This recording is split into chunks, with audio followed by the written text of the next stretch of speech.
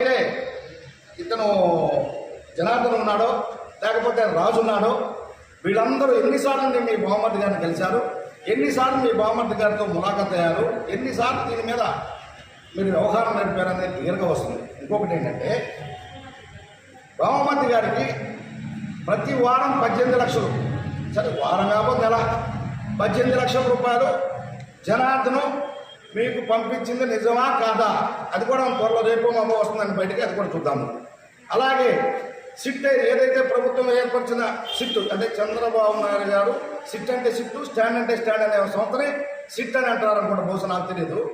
వారికి కూడా నేను ఒకటి చెప్తాను, మీలో నిజాయితీ నిరూపించుకోవాలి, మీరు నిజంగా దీని మీద దర్యాప్తు చేస్తున్నాం అనుకుంటే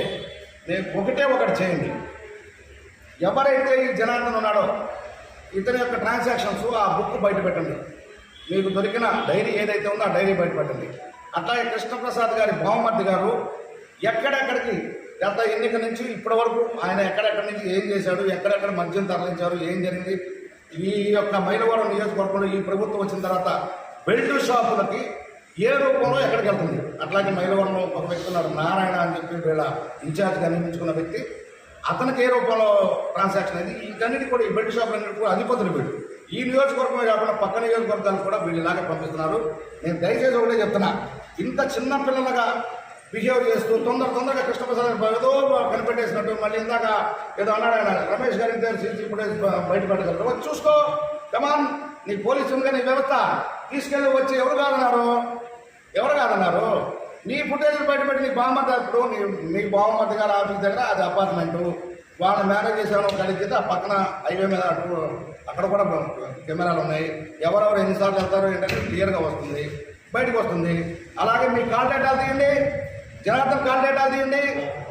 ఎవరెన్నిసార్లు మాట్లాడారో, వాట్సాప్ చాటింగ్లు ఏం జరిగినాయో, కొద్దిగా 18 పంపించాల్సిన 15 పంపించారు, రిమైనింగ్ ఏదో బాగుపడని చెప్పి ఎవరు చాటింగ్ చేశారు, ఇదంతా బయట కదా. ఎందుకండి చేసేది ఒకవేళ నిజంగా మమ్మల్ని ఆమె నిరూపణ చేయాలన్నా తెలివిగా చేయండి, ఏం పిచ్చి పనులు ఏంటిది. ఇప్పుడు అరెస్ట్ అయిన వాడినేమో ఆ పోలీస్ స్టేషన్లో కూర్చోబెట్టి ఇంట్రాగేషన్ పేరుతో వీడియో రిలీజ్ చేయడం ఏంటి, బాంబేలో పోయిన సెల్ ఫోన్ నుండి ఈ వాట్సాప్ చాట్లు ఎలా బయటకు వచ్చినాయి, ఇందులో మళ్ళీ వెంటనే క్రియేషన్స్ ఎందుకు వచ్చినాయి, ఈ క్రియేషన్ చేసిన ఎదవలు ఎవరో,